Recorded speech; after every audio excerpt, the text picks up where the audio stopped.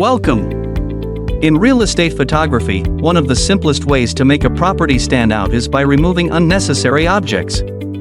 For example, see the image before and after of object removal photography for understand how object removal is crucial and what common items to consider, and what easy techniques anyone can use.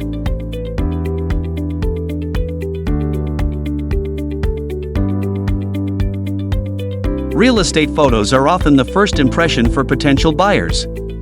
Distracting objects can detract from the home's features and make spaces appear cluttered.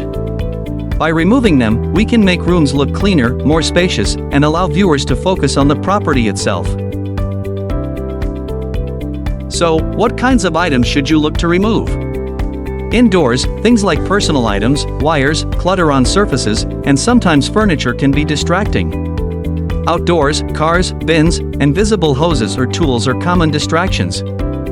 While basic tools are great for smaller tasks, complex edits or large photo batches can be time-consuming. That's where professional editing services, like PixelShouters, come in. They offer expert object removal, sky replacement, HDR blending, and even virtual staging, perfect for transforming any real estate photo into a polished, professional image.